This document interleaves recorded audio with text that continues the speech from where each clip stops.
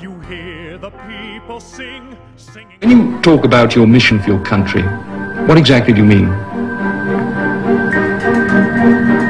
To bring our country within the limits of its possibility, natural-wise, population-wise, our intelligence, our sturdiness, our diligence, our vitality, our manlyhood, to its optimum capabilities and possibilities.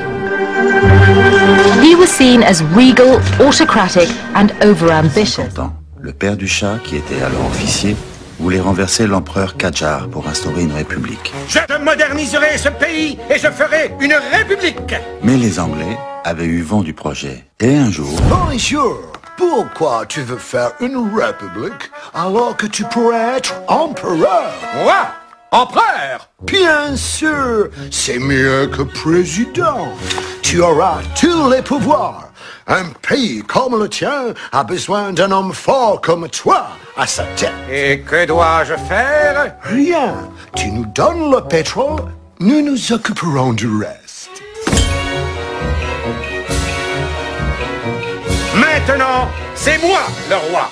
Tout ce qui est à vous m'appartient. C'était un dictateur, mais il a réellement modernisé l'Iran. On peut dire qu'il aimait son pays en quelque sorte. Pas comme son fils qui lui a succédé. Le roi, c'est moi maintenant. Je ferai de ce pays le plus moderne de tous les temps. Notre peuple retrouvera sa splendeur. The Shah ruled from 1941 till 1979 when he was overthrown by the supporters of Ayatollah Khomeini and forced to flee Iran.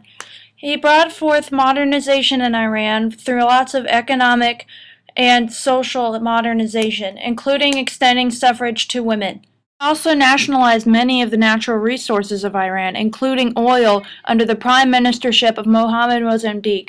He eventually lost popularity with the clergy of Iran due to supporting Israel, as well as modernizing and secularization of Iran, which didn't go very well with them. So the Shah consolidated his power.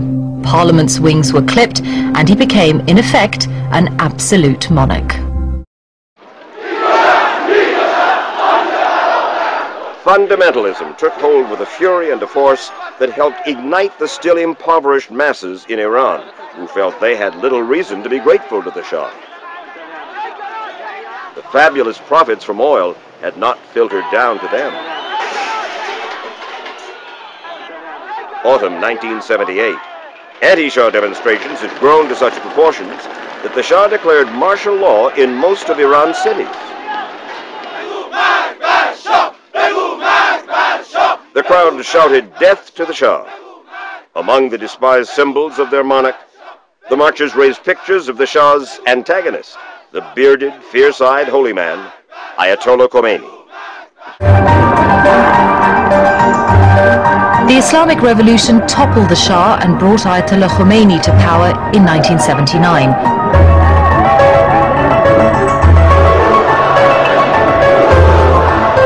It was the first religious revolution in modern history and the first televised revolution ever. Ayatollah Khomeini returned from political exile to help rule the Islamic Republic that he helped create, which he ruled until 1989 when he died at age 88. During his reign, he supported the taking of hostages during the Iran hostage crisis and also putting a death warrant on author Salman Rushdie for his blasphemous Satanic Verses novel.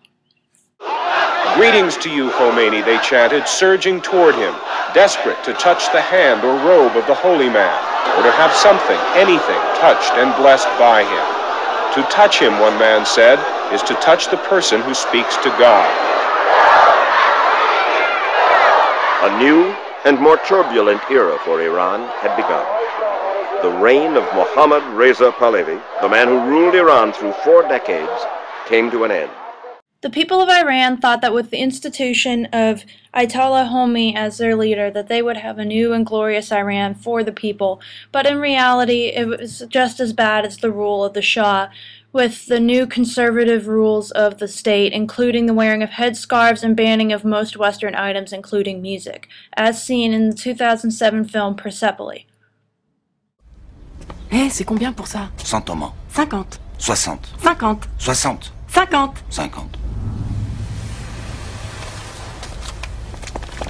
Hé toi, c'est quoi cette tenue? C'est quoi ces chaussures de punk? Quelles chaussures de punk? Ça là. Mais c'est des baskets. Cette forme, c'est punk. C'est parce que je fais du basket au club de mon école. Et cette veste, c'est pour faire du basket aussi. Ça, qu'est-ce que c'est? Michael Jackson?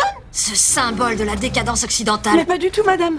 C'est Malcolm X. Tu te fous de moi? C'est Michael Jackson. Baisse ton foulard, petite pute. Allez, ça suffit.